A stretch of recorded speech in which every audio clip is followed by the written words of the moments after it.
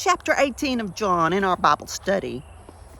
I started doing it in another video, but I got off on another tangent. So we will go on with this. Jesus is going to the garden to pray. He just finished off saying, I have declared unto them that your name, and your name being God, he's praying. And we'll declare it, that the love wherewith you have loved me may be in them, his disciples, his future followers and believers, us, and I in them. So when Jesus had finished praying these words, he went on with his disciples over the brook Kidron to where there was a garden, and that garden was named Gethsemane. And they went inside. And old Judas, he knew they were going there because they went there more than once. He went there with them. They went there to pray. It was near, I believe it was kind of not too far from Bethany, on the way to Bethany. So they would go there, go into Lazarus's and stuff, and they would relax, pray. It was a nice, pretty place. So Judas knew they were there. Or he figured that's where they'd be headed. So Judas took with him a band of men and officers from the chief priests and Pharisees, and came over there, and they had lanterns, torches, weapons. They were like, oh yeah, we're gonna get him. Like he was powered up and ready for him. Well, he was powered up, but he wasn't powered up like they would expect. So Jesus, knowing everything and all things that was going to come upon him, went out and said to them, whom are you looking for? And they answered him, Jesus of Nazareth. And he told them, I am he. And when he said that, they were like, the power of his breath and him saying, I am he, he let that power out. Just to show them who he was. And they just fell backward on their behinds. Bacoom. And Judas was also with them. And I assumed he fell on his butt too. Then he asked again, who are you looking for? He's probably standing over him looking at, who are you looking for? And they said again, Jesus of Nazareth. And Jesus said, I told you I'm he. So if you're looking for me, let the rest of these guys with me go on their way. And this was because he had just finished praying. Of them which you gave me, none have I lost. Then Simon Peter had a sword, drew out his sword, and smote the high priest's servant. Cut off his right ear. Poor old dude's going, ah! Or I should say, ah, this is the right ear. And this servant's name, they put his name in here because, he got his ear cut off, so Jesus healed him too. His name was Malchus. And Jesus told Peter, put up your sword, sheath it back in that sheath. The cup which my Father has given me, shall I not drink it? In other words, what the Father has me to do, am I not going to do it? Then the band and the captain and officers of the Jews took Jesus and tied him up and took him away to Annas first, for he was the father-in-law to the Caiaphas, who was the high priest that year. Now Caiaphas gave counsel to the Jews that it was expedient that one man should die for the people. He was the one that had mentioned that before. And Simon Peter followed Jesus, and so did another disciple. That disciple was known to the high priest and went in with Jesus into the palace of the high priest. It doesn't say the name, but I'm guessing it was John. Since he is writing this story, this is his version, the book of John. But Peter stood at the door on the outside. Then when that disciple went out, which was known to the high priest, and spoke to the girl that keeps the door, the doorkeeping girl, the door girl.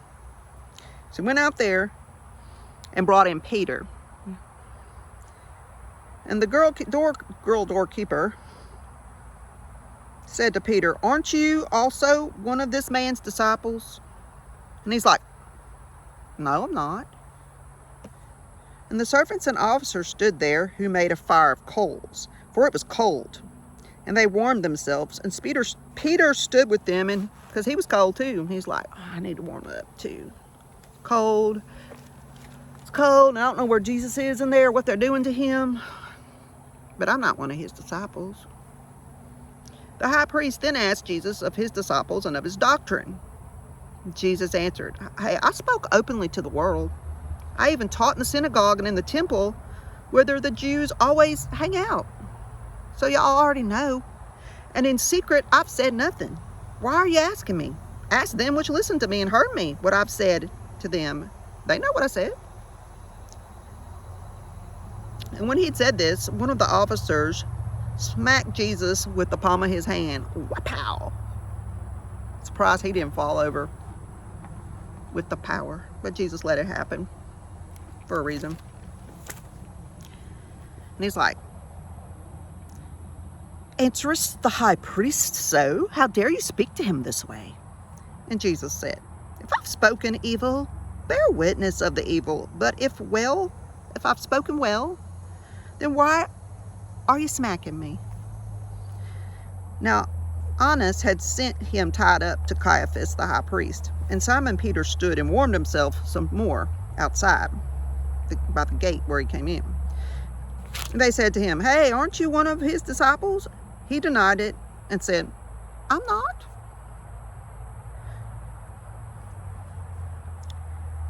One of the servants of the high priest, he was related to the guy that Peter cut off's ear, Malchus. He was Malchus's kinfolk. And he said, didn't I see you in the garden with him? Peter then denied it again. Not me, wasn't me. And immediately the cock crew, because remember, Jesus had told him, because he's like, I'll die for you, I'll do anything for you, Peter was telling Jesus. And Jesus was like, before the cock crows 3 times, no, before your cock crows in the morning, you'll deny me 3 times. And Peter's like, he didn't realize how he wasn't as strong as he thought. And none of us are. We all mess up. Then they led Jesus from Caiaphas into the hall of judgment. And it was early, and they themselves didn't go into the judgment hall because they didn't want to be defiled, because they wanted to eat Passover that night. But see, they would be defiled by going into the Roman building, being around the heathen Romans. So they wanted to eat their Passover dinner. I'm getting ate. Speaking of getting ate, ants are eating my foot up. Okay. Pilate then went out to them and said, what are you accusing this man of?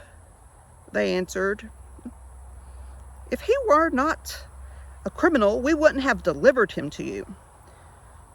Then Pilate said, take you and judge him according to your law.